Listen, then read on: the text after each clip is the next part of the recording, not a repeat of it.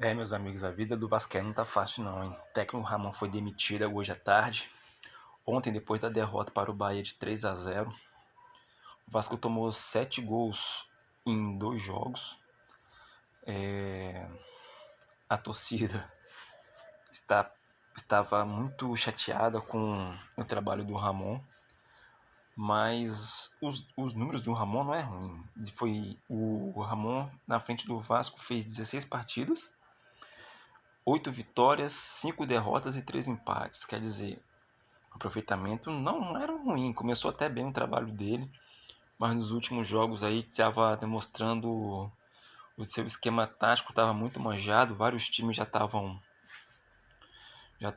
ali sabendo o que o time do Vasco ia fazer ali atrás.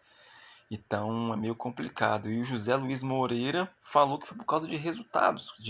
Realmente, os últimos jogos do Vasco, como eu acabei de falar, não foram bons, mas a porcentagem de vitórias é muito maior. A metade dos jogos do Vasco foi vitória. 16 partidas tem 8 vitórias, então os números não são ruins.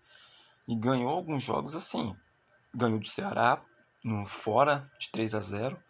Ganhou do São Paulo em São Januário. O São Paulo não é um time ruim. São Paulo que ontem também ganhou de 3-0 do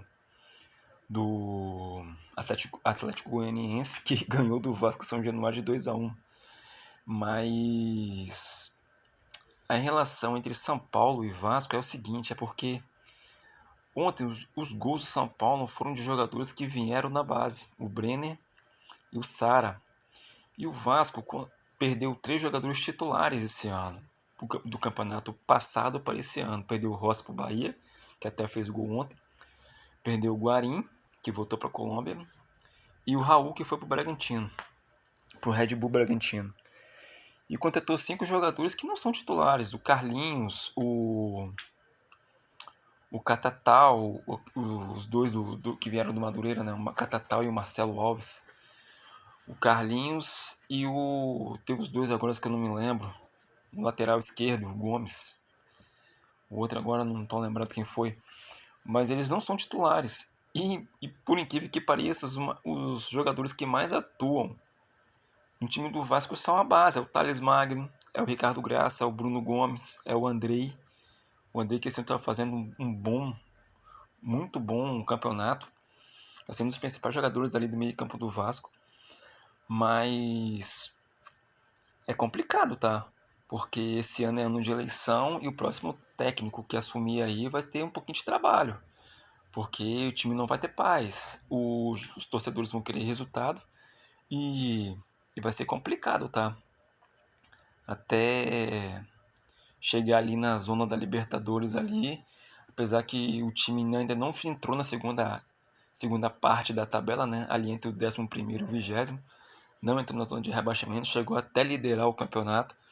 Então o José Luiz Moreira falar que foi por causa de resultado é meio incógnito, né? Porque o time já até liderou o campeonato. O trabalho do Ramon nos últimos jogos realmente não foi bom, mas tem ali coisas boas a se tirar desse esquema, né? Pelo menos no começo. Eu acho que o Vasco também só tinha uma jogada ali, mas tinha como melhorar isso. Comparando com o trabalho do Diniz, que levou o São Paulo para a Libertadores, começou bem o Campeonato Paulista, apesar de ter sido eliminado pelo Mirassol, e também eliminado na Libertadores agora, né, que provavelmente vai disputar a Sul-Americana junto com o Vasco. E eu acho que um recado assim para os dois times é para olharem mais para a base, né? Que contratar jogadores, por exemplo, para ficarem no banco só para cumprir elenco não vale a pena.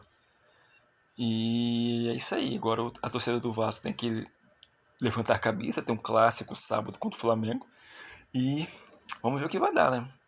Vamos ver se esse time aí vai agora fazer um bom jogo aí contra o Flamengo. Do ano passado foi muito bom, 4-4. E quem vai ser o próximo técnico do Vasco, né?